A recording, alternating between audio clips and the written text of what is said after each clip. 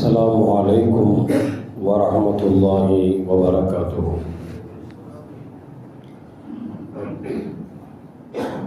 الحمد لله والصلاة والسلام على رسول الله وعلى آله وأصحابه وأزواجه وذرياته وأهل بيته أجمعين. أما بعد فقد قال الله تعالى في القرآن العظيم وفي الفرقان المجيد: أعوذ بالله من الشيطان الرجيم بفضل بسم الله الرحمن الرحيم. لا تلهكم أموالكم ولا أولادكم عن ذكر الله ومن يفعل ذلك فأولئك هم الخاسرون. صدق الله العلي العظيم. قال نبينا محمد رسول الله صلى الله عليه وسلم: كن في الدنيا كأنك غريب أو عابر سبيل، أو كما قال عليه الصلاة والسلام. رضينا بالله ربا وبالإسلام دينا وبمحمد صلى الله عليه وسلم نبيا ورسولا. يا سيدي يا رسول الله خذ بيدي قلت حيلتي أدركني يا شفيع المذنبين. اللهم صل وسلم على رسولك سيدنا ونبينا مولانا محمد وعلى آل سيدنا محمد وبارك وسلم عليه. எல்லாம் புகழும் புகழ்ச்சியும் உருவமற்ற ஏக இறைவனாம் அல்லாஹ் ஒருவனுக்கு உரித்தாக்கி அகிலத்தின் அருள் கொடையாக வந்துதித்த நமது உயிரிலும் மேலான கண்மணி முஹம்மது ரசூலுல்லாஹி ஸல்லல்லாஹு அலைஹி வஸல்லம் அவர்கள் மீது ஸலவாத்தும் சலாமும் கூறியவனாக என் உரையை துவங்குகிறேன். எல்லாம் வல்ல அல்லாஹு ஜல்ல ஜலாலுஹு எதை சொல்லவும் கேட்கவும் வாய்ப்பளித்தானோ அதன்படி நடந்து நல்ல மூமின்களாக வாழ்ந்து இந்த உலகத்தில் எல்லா பொருட்செல்வங்களையும் அருட்செல்வங்களையும் பெற்று மரணிக்கிற பொழுது லா இலாஹ இல்லல்லாஹ் முஹம்மது ரசூலுல்லாஹ் என்ற கலிமாவை மொழிந்து ஜன்னத்துல் ஃபிர்தௌஸை கண்ணால் கண்டு அகமகிழ்ந்து சிரித்த வண்ணமாக மரணிக்கக்கூடிய நல்வாக்கியம் பெற்ற மக்களில் அல்லாஹ் நம் அனைவரையும் ஆக்கிக் கொள்வானாக. மரணித்தும் மரணிக்காத இறைநேசரின் கூட்டத்தில் அல்லாஹ் நம்மை ஆக்கி அருள்வானாக. நாளை மறுமையிலே கண்மணி முஹம்மது ரசூலுல்லாஹி ஸல்லல்லாஹு அலைஹி வஸல்லம் அவர்களின் திரு கரங்களால் ஹவுதுல் கௌசர் என்கிற தடாகத்தில் நீர் வருகி அன்னாரின் ஷஃபாத்தை பெற்று அன்னாரின் கரம் பிடித்து ஜன்னத்துல் ஃபிர்தௌஸ் என்ற உயர்ந்த சொர்க்கத்தில் அவர்களோடு அல்லாஹ் நம்மை சங்கமிக்க செய்வானாக. எல்லாவற்றுக்கும் மேலாக இறை அன்பை பெற்று இறைவனை பார்த்து பரவசம் அடையக்கூடிய அவருடைய லிகாவையும் ரிதாவையும் பெற்ற மக்களில் அல்லாஹ் நம்மை ஆக்கி அருள்வானாக. அருமையான மூமின்களை, 2025 ஆண்டுகள் முடிந்து 2026 வருடத்தினுடைய 2வது நாளில் அமர்ந்திருக்கிறோம். முதல் ஜும்மா. அதே நேரத்தில் பரக்கத்து பொதிந்த ரஜபு மாதத்தினுடைய 2வது ஜும்மாவில் நாம் அமர்ந்திருக்கிறோம். எல்லாம் வல்ல அல்லாஹு ஜல்ல ஜலாலுஹு கண்மணி முஹம்மது ரசூலுல்லாஹி ஸல்லல்லாஹு அலைஹி வஸல்லம் கேட்ட பிரார்த்தனையை அங்கீகரிக்கின்ற விதத்தில் அல்லாஹ் ரஜபிலும் ஷாபானிலும் அல்லாஹ் நமக்கு நிரம்ப பரக்கத்தை தந்தருவானாக. ரமலானிலிருந்து 30 நோன்புகளையும் அவனால் அருளப்பட்ட குரானை அதிகமாக ஓதி இஅ்திகாஃப் இருந்து இந்த ரமலான் முடிந்த தான தர்மங்களை வழங்கி ரய்யான் என்கிற சொர்க்கத்தை பெறக்கூடிய நன்மக்களின் கூட்டத்தில் அல்லாஹ் நம்மை ஆக்கி அருள்வானாக. அருமையான மூமின்களை, 2025 ஆண்டுகள் முடிந்து 2026 ஆண்டின் துவக்கத்தில் அமர்ந்திருக்கிறோம். மகிழ்ச்சியாக இருந்தாலும் கூட நாம் இந்த 2026 ஆண்டில் இருந்தாவது வாழ்க்கையை ஒரு திட்டமிட்ட பாதையில் கொண்டு செல்ல வேண்டும் என்கிற மனோபாவம் எல்லோருக்கும் வர வேண்டும். நாம் இப்படித்தான் சம்பாதிக்க வேண்டும், இப்படித்தான் குடும்பத்தை நடத்த வேண்டும், இப்படித்தான் வாழ வேண்டும் என்று நம்முடைய சுய சிந்தனைக்கு விட்டுவிடாமல் அல்லாஹும் ரசூலும் எப்படி வாழச் சொன்னார்களோ அப்படி வாழ வேண்டும். அல்லாஹும் ரசூலும் எப்படி சம்பாதிக்க சொன்னார்களோ அப்படி சம்பாதிக்க வேண்டும். அல்லாஹும் ரசூலும் பிள்ளைகளை எப்படி வளர்க்க வேண்டும் என்று சொன்னார்களோ அப்படி வளர்க்க வேண்டும். நம் வாழ்கிற காலத்தில் முடிந்த வரைக்கும் இறைவனுக்கு நெருக்கத்தை பெற்று நாம் மரணிக்கக்கூடிய வாழ்வை பெற வேண்டும் என்று நாம் ஒவ்வொரு ஆளும் முடிவெடுத்துக் கொள்ள வேண்டும். அதற்கான முயற்சிகளை நாம் செய்தாக வேண்டும் என்பதைத்தான் மார்க்கம் நமக்கு சொல்லி காட்டுகிறது. அருமையான மூமின்களை, இன்றைக்கு பார்க்கிறோம் 2026 ஆண்டிலே நாம் எல்லாம் அமர்ந்திருக்கிறோம். இந்த 2026 ஆண்டுகளில் மனிதனுடைய மனநிலை எப்படி இருந்து கொண்டிருக்கிறது என்று சொன்னால், பணம் தேவை, அது எப்படி வேண்டும் என்றாலும் பெறலாம் என்கிற சூழ்நிலைக்கு வந்துவிட்டார்கள். பணம் வேண்டும், அது ஹராமா ஹலாலா என்ற பேணிக்கை எல்லாம் இருப்பது இல்லை. எப்படியோ பணத்தை வெகு சீக்கிரமாக சேர்க்க வேண்டும், அதன் மூலியமாக பங்களாக்களை கட்ட வேண்டும், வாழ்கிற காலம் வரைக்கும் நாம் ஒரு செல்வந்தனாக வாழ்ந்துவிட்டு மரணிக்க வேண்டும் என்கிற ஆசை இருக்கிறதை தவிர, அந்த செல்வம் நமக்கு மறுமையில் என்ன பயனை தரப்போகிறது என்கிற சிந்தனையை இல்லாமல், அது ஹராம் ஹலாலை பேணிக்கை இல்லாமல் சம்பாதிக்கக்கூடிய சூழலுக்கு தள்ளப்பட்டு விடுகிறோம். குடும்பம் என்று பார்க்கிற பொழுது அப்படித்தான். குடும்பத்தில் எப்படி வாழ வேண்டும் என்று மார்க்கம் கற்றுத்தந்ததோ அப்படி வாழ வேண்டும் என்கிற முயற்சி எடுக்க வேண்டுமே தவிர, ஏதோ நாம் கொண்ட கொள்கையை வாழ்க்கை என்கிற அளவுக்கு நாம் போகிவிடக் கூடாது என்பதைத்தான் அல்லாஹ்வும் ரசூல் நமக்கு சொல்லி காட்டுகிறார்கள். அந்த விதத்தில் பார்க்கிற பொழுது அல்லாஹ் சொல்லுவான், லா துல்ஹிக்கும் அம்பாலுக்கும் வலா அவுலாதுக்கும், உங்களுடைய பொருள் செல்வங்களையோ குழந்தை செல்வங்களையோ அல்லாஹ்வை மறந்த நிலையில் நீங்கள் ஆக்கிவிட வேண்டாம், போட்டுவிட வேண்டாம் என்று சொல்லுகிறான். சொல்லிவிட்டு சொல்லுகிறான், வமன் யஃபால் தாலிக, யார் அப்படி இறைவனை மறந்து இருக்கக்கூடிய நிலையில் தங்கள் பொருள் செல்வங்களையோ குழந்தை செல்வங்களையோ ஆக்கிக் கொள்கிறார்களோ ஃபஉலாயிக ஹுமுல் ஹாசிரூன், அவர்கள்தான் நஷ்டவாதிகள், கை சேதத்துக்குரியவர்கள் என்று சொல்லி அல்லாஹ் ஜல்ல ஜலாலுஹு சொல்லி காட்டுகிறான். பொதுவாக குர்ஆன்ல எங்கெல்லாம் அல்லாஹ் தன்னுடைய பொருள் செல்வத்தையும் குழந்தை செல்வத்தையும் சொல்லுகிறானோ அதையெல்லாம் பார்க்கிற பொழுது அது அல்லாஹ் இன்னொரு இடத்தில் இப்படி சொல்லுவான், இன்னமா அம்வாலுக்கும் அவுலாதுக்கும் ஃபித்னா, உங்கள் குழந்தைகளும் உங்கள் பொருள் செல்வங்களும் உங்களுக்கு பிரச்சனை என்று சொல்லுகிறான், அது குழப்பம் என்று சொல்லுகிறான். அது மட்டுமல்ல, அல்லாஹ் சொல்வான், வல்லாஹு இந்தஹு அஜ்ருன் அதீம், அல்லாஹ்விடத்தில் தான் மிகப்பெரிய கூலி இருக்கிறது என்றும் சொல்லுகிறான்.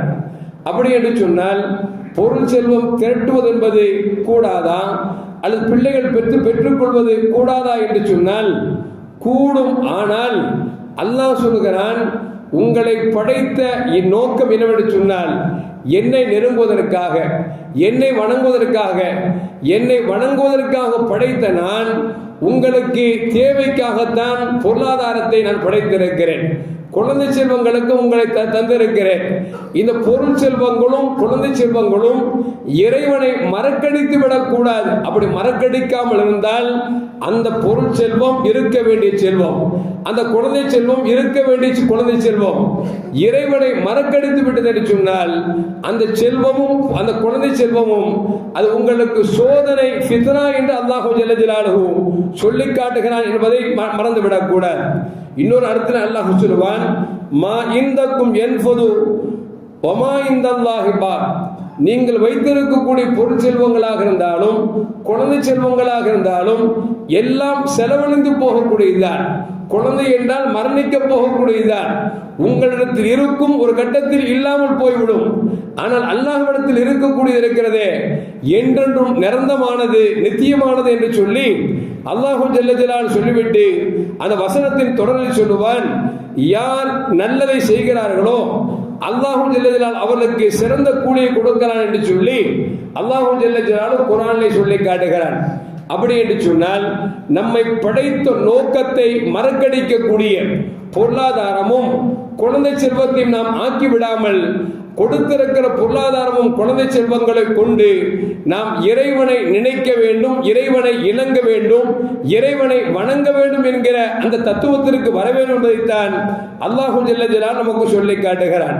அருமையான மூமின்களே, இன்றைக்கு பார்க்கிறோம். அது எந்த மனிதராக இருந்தாலும் சரி, சகோதர சமயத்து மக்களாக இருந்தாலும் சரி, அது மார்க்கம் என்று நமக்கு வகுத்து கொடுத்த இஸ்லாமிய மக்களாக இருந்தாலும் சரி, பணம் சம்பாதிப்பதில் குறுக்கு வழிகள் எங்காவது இருக்கிறதா என்றுதான் தேடி பார்க்கிறார்களே தவிர அது ஹலாலான முறையில் இருக்கிறதா என்பதை கொஞ்சம் கூட அலசுவதோ அல்லது ஆராய்வதோ, இறைவனுடைய அச்சத்தோடு சம்பாதிப்பது என்பது மிகவும் குறைந்து கொண்டே இருக்கிறது என்பதை நாம் பார்த்து கொண்டிருக்கிறோம்.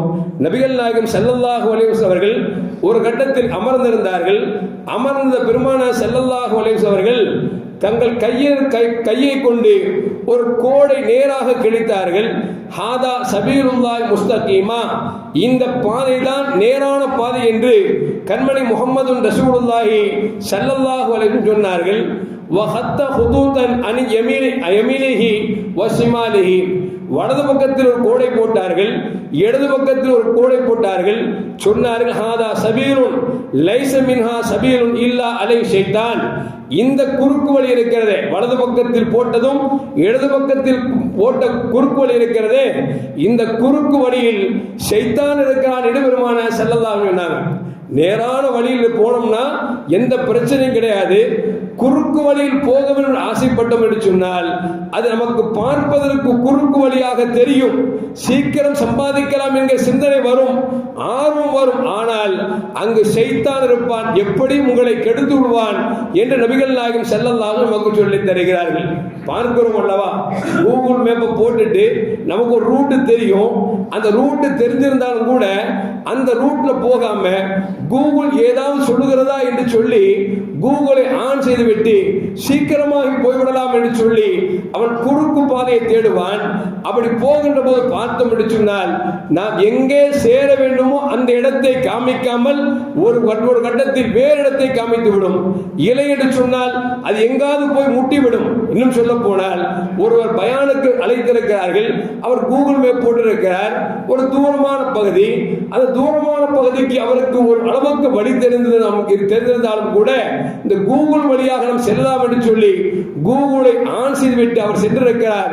போனால் பார்த்தால் அல்லாஹ் அக்பர், காடு கரையாக கூட்டி சென்று கடைசியில் இவருக்கு தெரிந்த பாதையில் சென்றால் எவ்வளவு நேரத்தில் செல்ல முடியுமோ அந்த நேரத்தை தாண்டி அது வேறெங்கோ அழைத்து சென்று பயான் முடிந்து மக்கள் எல்லாம் வீட்டுக்கு சென்ற பிறகுதான் பள்ளிக்கு போய் சேர்ந்திருக்கிறார் என்று சொன்னால் சில கட்டங்களில் அந்த கூகுள் கூட தவறை செய்துவிடும். அதுதான் பெருமானார் சொல்றாங்க, உங்களுக்கு நேரான வழி இப்படித்தான் வாழ வேண்டும், இப்படித்தான் குடும்பம் நடத்த வேண்டும், இப்படித்தான் பிள்ளைகளை வளர்க்க வேண்டும் என்று சொல்லி மார்க்கம் ஒரு நேரான வழிகளை காட்டியிருக்கிறது.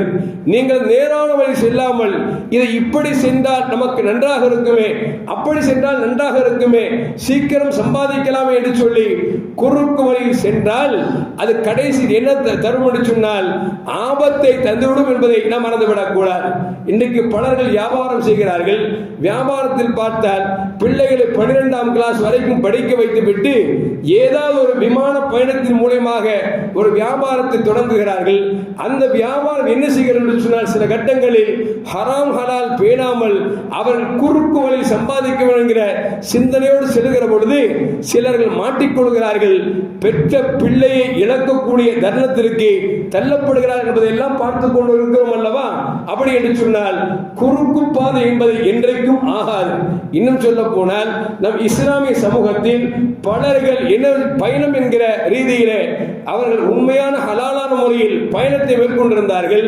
காலங்கள் போக போக எப்படி ஆகிவிட்டது என்று சொன்னால் அந்த பயணங்களில் மார்க்கம் எதை தடை செய்கிறதோ, அரசாங்கம் எதை தடை செய்கிறதோ அதை அரசாங்கத்துக்கு தெரியாமலேயே அவர்கள் பணத்தை அதிகம் சம்பாதித்தார்கள். ஒரு கட்டத்தில் அவர்களை செக்கிங் செய்யக்கூடியவர்கள் கொஞ்சம் கடுமையாக நடந்து கொண்டிருக்கிற பொழுது அவர்கள் வியாபாரம் செய்ய முடியாமல் தத்தளிப்பவர்கள் பலரும் உண்டு, சிலர்கள் தற்கொலை செய்தவரும் உண்டு என்று பார்க்கிற பொழுது நேரான பாதைதான் என்றைக்கும் அது சால சிறந்ததை தவிர குறுக்கு வழியில் சம்பாதிக்க நினைத்தோம் என்று சொன்னால், குறுக்கு வழியில் போக வேண்டும் என்று நினைத்தோம் என்று சொன்னால் என்றால் ஒரு நாள் அது நம்மை அகல பாதாள குழிகளில் தள்ளிவிடும் என்பதைத்தான் நபிகள் நாயகம் ஸல்லல்லாஹு அலைஹி வஸல்லம் சொல்லித் தருகிறார்கள். அது மட்டுமல்ல அருமையான முஃமின்களே, பெருமானார் சொல்வார்கள், உலகத்தில் வாழ்வதற்கு நீங்கள் சம்பாதிக்கிறீர்கள், உலக வாழ்வு எவ்வளவு இருக்கிறது யோசித்து பார்த்தீர்களா? இந்த உலக வாழ்வு இருக்கிறதே, நீங்கள் ஒரு கடும் வெயிலில் ஒரு பயணி வருவான், ஒரு மரம் நிழல் தரும், அந்த நிழலுக்கு கீழ் எவ்வளவு நேரம் இருப்பான்? கொஞ்சம் நேரம் இருப்பான். அவன் ஆசுவாசப்படுத்திக் கொண்டு இன்னொரு இடத்துக்கு எப்படி சென்று விடுகிறானோ, இவ்வளவு நேரம் தான் உலகத்தில் நீங்கள் தங்கப் போகிறீர்கள். வேண்டுமென்றால் 60 வயதாக இருக்கலாம், 80 வயதாக இருக்கலாம், 40 வயதாக இருக்கலாம், அது 80 வயதா அல்ல 100 வயதாக இருந்தாலும் கூட அது இறைவனின் பார்வையில் நிழல் தேடும் ஒரு மனிதன் அந்த நிழலில் கொஞ்ச நேரம் இருந்துவிட்டு வழிபோக்கனாக சென்றுகிறான் அல்லவா, இதுதான் இந்த உலகத்தில் நீங்கள் வாழக்கூடிய வாழ்க்கை என்பதை நபிகள் நாயகம் ஸல்லல்லாஹு அலைஹி வஸல்லம் சொல்லித் தருகிறார்கள். இன்னும் சொல்ல போனால் கண்மணி முஹம்மது ரசூலுல்லாஹி ஸல்லல்லாஹு அலைஹி வஸல்லம் சொல்வார்கள், இந்த ஹதீஸை இப்னு உமர் ரலியல்லாஹு அன்ஹு அறிவிக்கிறார்கள், இதா அம்சைத ஃபலா தந்தரி சபா, நீ மாலையில் இருந்தாய் என்று சொன்னால் காலையில் இருப்பேன் என்று எதிர்பார்க்காதே, காலையில் இருந்தாய் என்று சொன்னால் நாம் மாலை வரைக்கும் இருப்போம் என்று எதிர்பார்க்காதே. என்று சொன்னால் வாழ்க்கை அவ்வளவு சுருக்கமான வாழ்க்கை தான். பார்க்கிறோம் அல்லவா, நேற்று என்னோடு இருந்தார், இன்றைக்கு காலையில் எழுந்தவுடன் மரண செய்தி வருகிறது. நேற்றும் அவரும் நானும் சேர்ந்து ஹோட்டல் சாப்பிட்டுக் கொண்டிருந்தோம், சாப்பிடுகிற போது திடீரென்று நெஞ்சில் கை வைத்தார், செத்து விட்டார் என்று சொல்கிறோம் அல்லவா. அதைத்தான் பெருமானார் சொல்கிறார்கள், நீ காலையில் இருந்தால் மாலை என்பது உனக்கு நிச்சயம் இல்லை, மாலையில் இருந்தால் காலை என்பது உனக்கு நிச்சயம் இல்லை. அப்படி நிச்சயம் இல்லாத வாழ்க்கைக்காக அல்லாஹ் எந்த பாதையை போட்டுக் கொடுத்தானோ, ஸல்லல்லாஹு அலைஹி எந்த பாதை நேரானவளை காமித்தார்களோ அந்த வழி இல்லாமல் நீங்கள் தவறான வழியில் குறுக்கு பாதையில் செல்லுகிற பொழுது அது என்ன பயனை காணப் போகிறீர்கள் என்பதை நபிகள் நாயகம் ஸல்லல்லாஹு அலைஹி சொல்லித் தருகிறார்கள். இமாமுனா பூஸிரி ரஹ்மத்துல்லாஹி சொல்வார்கள், வன் நஃப்ஸு கத்திஃபிலின் துஹ்மில்ஹு ஷப்பாலா ஹுப்பிர் ரதாயிவைன் தஃப்திமு யன்ஃபதிமி ஃபஸ்ரிஃப் ஹாவஹா ஹாதிர் அன் துவல்லியஹு இன்னல் ஹவாமா தவல்லா யுஸ்மி அவ் யுஸ்மி. பூஸிரி இமாம் சொல்றாங்க, மனசு இருக்குதே, தமிழ் பாஷையில் சொல்ல போனா மனது ஒரு குரங்கு என்று சொல்வார்கள். மனம் இருக்கிறதே அது பெரும்பாலும் தவறான சிந்தனை தான் நமக்கு அது தந்து கொண்டிருக்கும், தவறான பாதையை தான் காட்டிக் கொண்டிருக்கும். எனவே மனதை நீ அலைவாய் விட்டு விடாதே, அப்படி விட்டு விட்டால் உன்னை செவிடனாக குருடனாக ஆக்கிவிடும். அப்படித்தானே பணம் பணம் என்று நினைக்கிற பொழுது அது போலீஸாவது அரசாங்கமாவது சட்டமாவது என்று நினைக்கிறான். ஆனால் அந்த சட்டத்திற்கு முன்னால் நிறுத்தப்படுகிற பொழுது எவ்வளவு அசிங்கப்படுவோம், நம் குடும்பம் தெருக்கள் வந்து விடுமே, நம் குடும்பத்திற்கு பாதிப்பு வருமே என்கிற கண்ணை அந்த மறைத்து விடுகிறது அல்லவா, காதை மறைக்கிறது அல்லவா. அதைத்தான் பூஸிரி இமாம் சொல்றாங்க, நஃப்ஸுக்கு நீ கட்டுப்பட்டுட்ட அப்படின்னா, அதுக்கு கொஞ்சம் இடம் கொடுத்துட்ட அப்படின்னா அந்த நஃப்ஸ் என்ன செய்யும் அப்படின்னா உன்னை குருடனாக ஆக்கிவிடும், உன்னை செவிடனாக ஆக்கிவிடும். உனக்கு ஹராம் ஹலாலை எல்லாம் பார்ப்பதற்கு அது கண் சொல்லாது, காது சொல்லாது, உனக்கு மூளையும் சொல்லாது. எனவே உன்னுடைய நஃப்ஸை உனக்கு அடக்கிக்கொள் என்று சொல்லிவிட்டு சொல்லுகிறார்கள். எப்படி என்று சொன்னால், ஒரு குழந்தைக்கு தாய் பால் கொடுக்கிறாள், 1 வருடம் அல்லது 2 வருடம் பால் கொடுப்பால், அந்த பால் குடிக்கிற பொழுது அந்த குழந்தைக்கு பால் நிறுத்த வேண்டும் நினைக்கிற பொழுது அந்த குழந்தை சொல்லும், அழுகும், எனக்கு அந்த பால் தான் வேண்டும் என்று சொல்லும், அம்மா எனக்கு தாய் என்று சொல்லும். வேப்பங்காய் ஒரு வேப்ப இலையை தூக்கி அந்த பால் வர இடத்துல அவர்கள் தடவினாலும் அதை சூப்பி கீழே துப்பிவிட்டு மீண்டும் அந்த பாலை குடிக்கும். ஆனால் அப்படி செய்கிறது என்பதற்காக தாய் கொடுத்து கொண்டே இருப்பாளா? இல்லை அல்லவா. எப்படி அந்த தாய் ஏதாவது ஒன்றை செய்து குழந்தைக்கு பாலை மறக்கடிக்கிறாளோ அது போன்று மனிதா உன் நஃப்ஸ் இருக்கிறதே, அந்த நஃப்ஸை நீ உன் பக்கம் வளைத்துக் கொண்டால், உன் ஆதிக்கத்திற்குள் வைத்துக் கொண்டால் நீ நல்லவனாக வாழலாம். இல்லை என்று சொன்னால் அது உன்னை குருடனாகவும் செவிடனாகவும் ஆக்கிவிடும் என்று சொல்லி இமாம் பூஸரி ரஹ்மத்துல்லாஹி அவர்கள் நமக்கு சொல்லி காட்டுகிறார்கள். அருமையான மக்களே, சஹாபாக்கள் எடுத்துக் கொள்ளுங்கள், அவர்கள் வாழ்க்கை வரலாற்றை பார்க்கிற பொழுது எத்தனை எத்தனை சஹாபாக்கள் பெருமானார் ஸல்லல்லாஹு அலைஹி வஸல்லம் அவர்கள் ஈமான் கொள்வதற்கு முன்னால் எப்படி இருந்தவர்கள் எல்லாம் தன்னை மாற்றிக் கொண்டார்கள், அப்பொழுது கற்றவராக ஆக்கிக் கொண்டார்கள் என்பது வரலாறு நமக்கு சொல்லி காட்டுகிறது. அருமையான முஃமின்களே, அதிலும் குறிப்பாக காரணமாக இன்றைய கால சமூகத்தில் இஸ்லாமிய இளைஞர்கள் போக்கு இருக்கிறது மிகவும் மோசமாக போய்கொண்டிருக்கிறது. எந்த அளவுக்கு என்று சொன்னால், நேற்றுக்கு ஒரு பள்ளிவாசல் பொறுப்புதாரி போன் பண்ணுகிறார், ஹசரத் இந்த வாரம் பயன் பண்ணீங்கன்னா இளைஞரை பத்தி சொல்லுங்க அப்படிங்கிறார். என்ன விஷயம் அப்படின்னா, இந்த ஜனவரி 1 புத்தாண்டு அன்று நம்முடைய சிறார்களை பார்த்தோம் என்று சொன்னால், வாலி வயது பசங்களை பார்க்கிற பொழுது அவன் ஒரு பொண்ணை கூட்டிக் கொண்டு போகிறான். பார்த்தால் அந்த பெண்களை பார்த்தால் விலை மாதுகள் போன்று தெரிகிறது. அந்த அளவுக்கு மோசமாக இருக்கிறது. எனவே சொல்ல வேண்டிய இடத்தில் நீங்கள் இருக்கிறீர்கள், எனவே சொல்லுங்கள் என்று சொல்லி எனக்கு ஒரு வார்த்தை கூட சொன்னார். நான் கூட நினைத்து பார்த்தேன், உண்மையில் அப்படித்தான். காலம் போற போக்கை பார்த்தோம் என்று சொன்னால், அதுவும் ஆண் பிள்ளைகளை பெற்றெடுத்தவர்கள் மிகவும் அச்சத்தோடும் பயத்தோடு இருக்கக்கூடிய சூழ்நிலைக்கு இன்றைக்கு தள்ளப்பட்டுக் கொண்டிருக்கிறார் என்பதை கொஞ்சம் மறந்து விடாமல் சீர்தூக்கி பார்க்க வேண்டும். அருமையான முஃமின்களே, அன்றைய காலத்து சஹாபாக்கள் இளைஞர்கள் எப்படி இருந்தார்கள் என்று பார்க்கிற பொழுது, பெருமானார் ஸல்லல்லாஹு அலைஹி வஸல்லம் கொடுத்த அந்த பாடம், அவர்களை தான் செய்த தவறை அவர்கள் வருந்தி வாழ்ந்தார் என்பதற்கு ஒரே ஒரு நிகழ்வை உங்களுக்கு சொல்லித் தருகிறேன். அருமையான முஃமின்களே, ஸஅலபா இப்னு அப்துர் ரஹ்மான் ரலியல்லாஹு தஆலா அன்ஹு அன்சாரி தோழர். இவருக்கு சரியாக இருக்கும் என்று சொன்னால் 16 வயது தோழர், யத்தீமான தோழர். பெருமானார் ஸல்லல்லாஹு அலைஹி வஸல்லம் அவரோடு எப்பொழுதும் அமர்ந்து கொண்டிருப்பார்கள். நபிகள் நாயகம் ஸல்லல்லாஹு அலைஹி வஸல்லம் நாள் அவருக்கு சொன்னாங்க, மதீனத்து கடைவீதியில் சென்று இன்ன செயலை செய்து விட்டு வா என்று சொல்லி ஸஅலபா இப்னு அப்துர் ரஹ்மான் ரலியல்லாஹு தஆலா அன்ஹு அந்த 16 வயசு சிறுவர்கிட்ட சொல்லி அனுப்புறாங்க. ஸல்லல்லாஹு அலைஹி வஸல்லம் வளர்ப்பு இருக்கக்கூடிய தோழர் அப்படி மதீனாவுடைய கடைவீதிக்கு சென்று கொண்டிருக்கிறார்.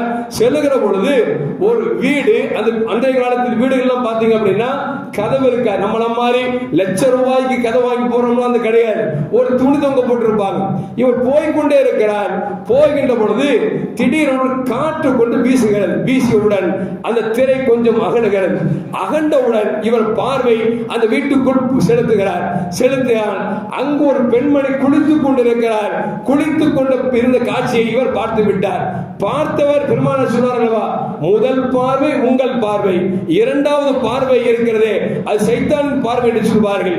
அந்த பெண் குளிக்கிறார் என்று தெரிந்தும் அந்த பார்வை அப்படியே அசைக்காமல் கொஞ்சம் பார்த்து விட்டார்கள். பார்த்தவுடன் அவர்கள் மனம் பேசுகிறது, ஸஅலபா என்ன காரியத்தை செய்து விட்டாய், அல்லாஹ்வும் ரசூலும் எதை தடுத்தார்களோ அந்த காரியத்தை செய்கிறாய், என்ன செய்து விட்டாய் என்று சொல்லி மனம் பேசுகிறது. வருந்துகிறார், வருத்தப்படுகிறார், அல்லல் படுகிறார். ஆஹா, இது செய்தி அல்லாஹ் நபிகள் நாயகம் ஸல்லல்லாஹு அலைஹி வஸல்லம் அறிவித்து விடுவானே, நான் எப்படி பெருமானார் முகத்தில் முடிப்பது என்று சொல்லி அவர் தன்னை தானே அனமின் அஹ்லின் நார், நான் நரகவாசி என்று சொல்லி புலம்பிக் கொண்டு அவர் பாலைவன மணல் நடந்து கொண்டிருக்கிறார். பெருமானார் ஸல்லல்லாஹு அலைஹி வஸல்லம் அந்த மனிதன் அனுப்பினவரை 3 நாள் பார்க்கிறாங்க. அவர் வந்த பாடு தெரியவில்லை. வேறு ஏதோ வழி அவர் சென்று விட்டார் என்று சொல்லி நபிகள் நாயகம் ஸல்லல்லாஹு இருந்து விட்டார்கள். கிட்டத்தட்ட 40 நாட்களாக ஒரு மலை உச்சியில் இருந்து கொண்டு அவர் அனமின் அகலின் நார், நான் நரகவாசி என்று சொல்லி மண்ணை அள்ளி தன் தலையிலே வாரி தூத்தி கொண்டிருக்கிறார். சையதுனா ஜிப்ரீல் அலைஹிஸ்ஸலாம் 40 நாள் கழிந்து பெருமானார் ஸல்லல்லாஹு அலைஹி வஸல்லம் வர்றாங்க. வந்து சொன்னாங்க, யா ரசூலல்லாஹ், ஸஅலபா இப்னு அப்துர் ரஹ்மான் என்று சொல்லக்கூடிய 16 வயது சிறுவர் உங்களிடத்தில் பணியாற்றிக் கொண்டிருந்தாரே, அவரை பற்றி ஏதாவது உங்களுக்கு தெரியுமா என்று கேட்கிற பொழுது ரசூலுல்லாஹ் நடந்து சொல்றாங்க. இந்த மாதிரி வேலைக்கு அனுப்புன போன ஒரு ஆளக்கான அப்படின்னு அப்ப சொன்னாங்க ஜிப்ரீல் அலைஹிஸ்ஸலாம், அவர் இன்ன மலைக்கு மேலே இருந்து கொண்டு நான் நரகவாசி என்று சொல்லி சாப்பிடாமல் பட்டினியும் பசியுமாக அழுது குழம்பிக் கொண்டிருக்கிறார். எனவே அவரை அழைத்து வர சொல்லுங்கள் என்று சொல்லி சையதுனா ஜிப்ரீல் அலைஹிஸ்ஸலாம் வந்து சொல்கிறார்கள். முஹம்மது ரசூலுல்லாஹி ஸல்லல்லாஹு அலைஹி வஸல்லம் அவர்கள் உமர் ரலியல்லாஹு அவர்களையும் சல்மான் ரலியல்லாஹு அவர்களையும் அழைத்தார்கள். சொன்னார்கள், அந்த ஸஅலபாவை அழைத்து வாருங்கள் என்று சொன்ன பொழுது இந்த 2 பேரும் தேடி வருகிறார்கள். வந்து விட்டார்கள். பார்த்தால் ஒரு மலை அடிவாரத்திலே ஆடு மேய்க்கக்கூடிய மேய்ப்பாளர் ஆடு மேய்த்துக் கொண்டிருக்கிறார். அவர்கிட்ட போய் கேட்டாங்க, இங்க யாராவது ஸஅலபாங்கிறவர் பாத்தீங்களா அப்படின்னு. ஸஅலபாங்கிறலாம் யாரும் தெரியாது, மலைக்கு மேல ஒரு ஆளு பகலெல்லாம் என்ன செய்றார் என்று சொன்னார், அனமின் அகலின் நார் என்று சொல்லி நான் நரகவாசி என்று சொல்லி மண்ணை அள்ளி தன் தலையிலே போட்டு அழுது கொண்டே இருக்கிறார். வேண்டுமென்றால் நீங்கள் உச்சியில் போய் பாருங்கள் என்று சொன்ன பொழுது உமர் ரலியல்லாஹு தஆலா அவர்களும் சல்மான் ரலியல்லாஹு தஆலா அவர்களும் 2 பேர் மேலே ஏறி பார்க்கிறார்கள். பார்த்தால் சாலபா அழுது கொண்டிருக்கிறார். ரசூலுல்லாஹி ஸல்லல்லாஹு அலைஹி வஸல்லம் உங்களை அழைத்து வர சொன்னார்கள், வாருங்கள் என்று சொன்ன பொழுது அது சாலபா ரலியல்லாஹு அன்ஹு கேட்டாங்க, நான் செய்த தவறு ரசூலுக்கு தெரிந்து விட்டதா என்று கேட்டார்கள். நீ என்ன தவறு செய்தாய் என்று எங்களுக்கு தெரியவில்லையே, நபிகள் நாயகம் ஸல்லல்லாஹு அலைஹி வஸல்லம் உங்களை அழைத்து வர சொன்னால் அது மட்டும்தான் எங்களுக்கு தெரியும் என்று சொன்ன பொழுது அந்த சாலபா ரலியல்லாஹு அன்ஹு சொன்னாங்களா, என்னை அழைத்து கொண்டு செல்வதாக இருந்தால் பெருமானார் ஸல்லல்லாஹு அலைஹி வஸல்லம் ஃபஜ்ர் தொழுகை நின்று அவர்கள் இமாமத் நடத்தி கொண்டிருக்கிற பொழுது என்னை மெதுவாக சென்று பின்னால் நிறுத்த வேண்டும் என்று சொல்லி வாக்குறுதி கேட்கிறார். உமர் ரலியல்லாஹு அன்ஹு அவர்கள் சொன்னாங்க, அப்படியே செய்யறேன்னு சொல்லி அவர்களை அழைத்துக் கொண்டு வருகிறார்கள். நபிகள் நாயகம் ஸல்லல்லாஹு அலைஹி வஸல்லம் தக்பீர் கட்டி சூறாக்களை ஓதிக் கொண்டிருக்கிற பொழுது அவர் சஃபுக்கு நிறுத்தப்படுகிறார். பெருமானார் ஸல்லல்லாஹு தொழுகை முடிந்த பிறகு அஸ்ஸலாமு அலைக்கும் என்று சலாம் கொடுக்க பொழுது பார்த்தால் சாலபா அமர்ந்திருக்கிறார். பெருமானார் ஸல்லல்லாஹு சலாமை கொடுத்த பிறகு சாலபாவா என்று கேட்கிறார். என்று சொன்னால் 40 நாட்களாக பசியும் பட்டினியுமாக இருந்து அழுது புலம்பெயர் மேடையும் முகமும் வாடியும் சுருங்கி விட்டது. பெருமானார் கேட்கிறார்கள், நீங்கள் சாலபாவா என்று கேட்கிறார்கள். ஆமாம் யா ரசூலுல்லாஹ் என்று சொன்ன பொழுது அவர்கள் பெருமானார் ஸல்லல்லாஹு அலைஹி வஸல்லம் முன்னால் மயங்கி கீழே விழுகிறார்கள். விழுந்த அந்த சாலபாவை பெருமானார் ஸல்லல்லாஹு அலைஹி வஸல்லம் தூக்கி தன் மடியில் வைக்கிறார்கள். சொல்லுகிறார், யா ரசூலுல்லாஹ் உங்கள் மடியில் என் தலை வைப்பதற்கு தகுதி இல்லை, நான் கீழே இறக்கி விடுகிறேன் என்று சொல்லி கீழே இறக்கி வைக்கிறார். ரூஹும் பிரிகிறது. இன்னா லில்லாஹி வ இன்னா இலைஹி ராஜிஊன். அவர்கள் ஜனாசாவை பெருமானார் ஸல்லல்லாஹு அலைஹி வஸல்லம் குளிப்பாட்டி கஃனிட்டு தொழுக வைத்துவிட்டு ஜனாசாவை தூக்கி கொண்டு கபர்ஸ்தானுக்கு செல்கிற பொழுது நபிகள் நாயகம் ஸல்லல்லாஹு அலைஹி வஸல்லம் அவர்கள் தன் கால் பெருவிரலிலே நடந்து வருகிறார்கள். பாதத்தில் நடப்பாங்க, ரசூல் விரல் நினைச்சாங்க நடந்து வர்றாங்க. மூர்த்தியா கேட்கிறாங்க, யார் ரசூலுல்லாஹ் நீங்கள் பெருவிரல் நடக்கிறீர்கள், என்ன காரணம் என்று கேட்ட பொழுது பெருமானார் ஸல்லல்லாஹு சொன்னாங்க, உனக்கு என்ன சேதம் வந்து விட்டது என்று சொல்லிவிட்டு சொன்னார்கள், இவர்கள் ஜனாசாவில் கலந்து கொள்வதற்காக பல்லாயிரக்கணக்கான மலக்குமார்கள் கலந்து கொண்டிருக்கிறார்கள். அவர்கள் நெருக்கத்தின் காரணமாக என்னால் காலை ஒழுங்காக வைக்க முடியாமல் நான் இப்படி நடக்கிறேன் என்று பெருமானார் ஸல்லல்லாஹு சொன்னார்கள் என்பது ஒரு நீண்ட வரலாறு. எதற்கு சொல்வார் என்று சொன்னால், அருமையான மக்களே, யதார்த்தமாக போனார், காற்று அடித்தது, போட்டிருக்கிற பர்தா அகன்றது, உள்ளே குளித்துக் கொண்டிருக்கிற பெண்மணியை பார்வைப்பட்டது. அந்த பார்வை மட்டும்தான் பட்டது. பார்த்த பார்வை மீண்டும் திருப்பி பார்த்தார் என்ற ஒரே காரணத்திற்காக தன்னை வருத்தி கொண்டு நான் நரகவாசி நரகவாசி என்று அழுதார் என்கிற சமூகத்திற்கு சொந்தக்கார இளைஞர்கள் இன்றைக்கு எப்படி இருக்கிறோம் என்பதை கொஞ்சம் யோசித்து பார்க்க வேண்டும். நம் சமூக இளைஞர்கள் பேசிக் கொள்கிறார்கள், எனக்கு இத்தனை கேர்ள் ஃபிரெண்டு, உனக்கு அத்தனை கேர்ள் ஃபிரெண்டு, காலையில் அவ கூட போன, மாலையில் இவ கூட போன என்கிற அளவிற்கு இன்றைக்கு சமூகம் தள்ளப்பட்டிருக்கிறது சொன்னால் அல்லாஹ் தான் காப்பாற்ற வேண்டும். இன்னும் சொல்ல போனால் நம்முடைய இஸ்லாமிய சமூக சார்ந்தவனாக இருக்கிறான், பார்த்தோம்னா முடிய பார்த்தா ஒரு வித்தியாசமா வச்சிருக்கிறான். அவனுடைய கையை பார்த்தோம்னா கையில ஒரு செயின் போட்டு சங்கிலி போட்டிருக்கான், கையில வளையம் போட்டிருக்கான், காதல கடகம் போட்டிருக்கான், பச்சை குத்தி இருக்கிறான். ஆனா பேர் என்ன கேட்டா காதர் பாஷா அப்படிங்கிறான், மீரான் அகமது அப்படிங்கிறான். ஆனா எந்த அளவுக்கு மோசமா போச்சுன்னா காஃபிரா முஸ்லிமா என்று தெரியாத அளவிற்கு இன்றைக்கு இளைஞர்கள் போய்கொண்டிருக்கிறார் என்று சொன்னால் அல்லாஹ் காப்பாற்ற வேண்டும். அருமையான மக்களே, எதற்கு சொல்லுவார் என்று சொன்னால் அல்லாஹ் நாம் நம்முடைய குழந்தைகள் நமக்கு ஃபித்னாவாக ஆகிறது என்று சொன்னால் குழந்தைகளை பெற்றெடுத்த பெற்றோர்கள் அந்த குழந்தைகளை சரியான முறையில் வளர்க்கவில்லை என்று சொன்னால், நல்ல பாதைகளை அவருக்கு காமிக்கவில்லை என்று சொன்னால், மார்க்கத்தை சொல்லிக் கொடுக்கவில்லை என்று சொன்னால், இது போன்ற பாதையில் செல்கிற பொழுது இந்த உலகத்திலேயே உங்களுக்கு தலைவலியாக மாறும் என்பதில் எந்த மாற்று கருத்தும் அல்ல என்பதையும் நாம் மறந்துவிடக் கூடாது. அருமையான முஃமின்களே, நபிகள் நாயகம் ஸல்லல்லாஹு அலைஹி சொல்வாங்க, பாதிரு பில் அமாலி, 6 செயல்பாடுகள் நடப்பதற்கு முன்னால் நீங்கள் நல்லவர்களை அதிகமாக செய்து கொள்ளுங்கள், விரும்பி செய்யுங்கள் என்று நபிகள் நாயகம் ஸல்லல்லாஹு அலைஹி சொன்னாங்க.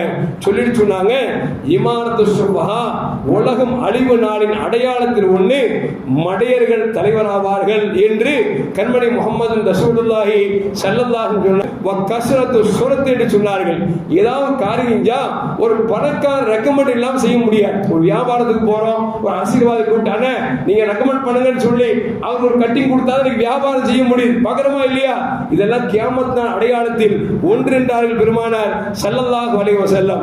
மூணாவது வகத்தியாத்து ரஹம், சொந்தங்கள் எல்லாம் துண்டிக்கப்படும். இன்னைக்கு சொந்தங்கள்ல யார்கிட்டயா பேசுங்க, ஏன் வச்சது கேட்கிறீங்க, என் அண்ணன் தம்பி இப்படித்தான் இருக்கான், என் அக்கா தங்கச்சி இப்படிதான் இருக்கிறான் அப்படிங்கிற அளவுக்கு இன்றைக்கு சொந்தம் என்றாலே கசப்பு கூடிய அளவுக்கு ஆகி போச்சு.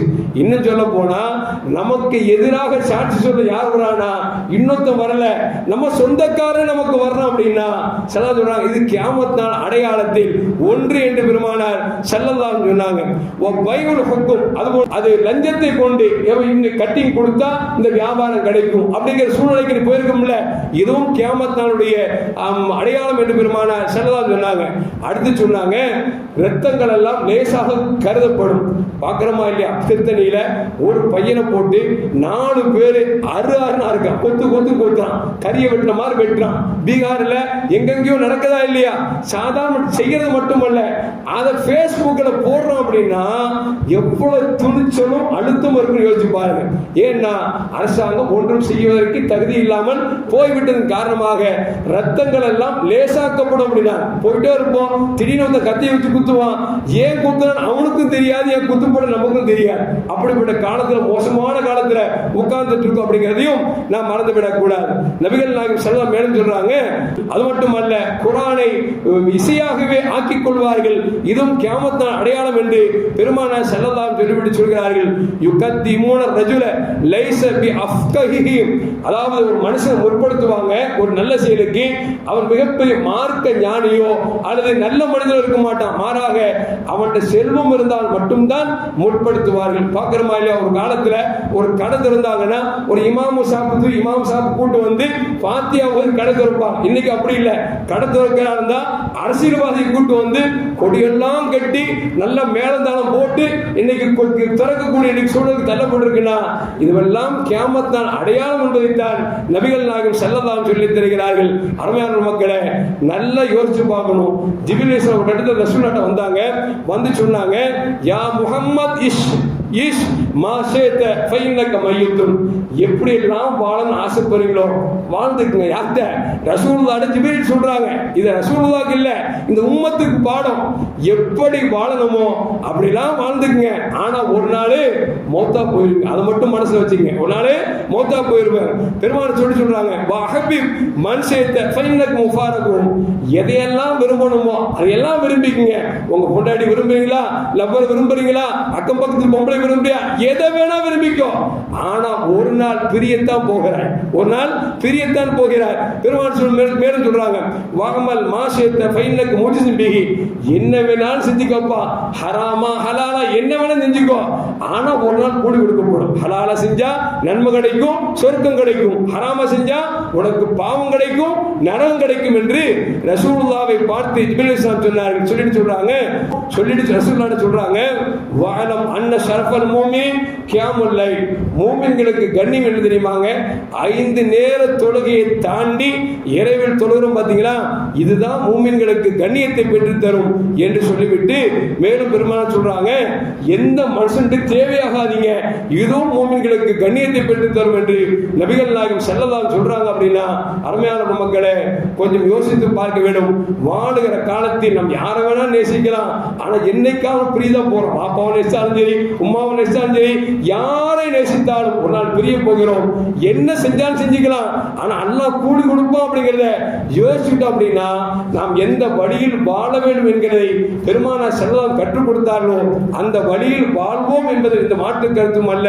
எல்லாம் வல்ல அல்லாஹ் ஜல்ல ஜலாலுஹு நாம் பெற்றெடுத்த பிள்ளைகளாக இருந்தாலும் சேகரித்த பொருளாக இருந்தாலும் அந்த இரண்டும் இறைவனை மறக்கடிக்க செய்து விடாமல், இறைவனின் கோபத்தை பெற்று தந்து விடாமல், இறைவனை இறைத்தூதர் ஸல்லல்லாஹு அலைஹி பொருத்தத்தையும் பெற்றுத்தரக்கூடிய பொருளாதாரத்தையும் குழந்தை செல்வத்தையும் அல்லாஹ் ஆக்கி அருள்வானாக.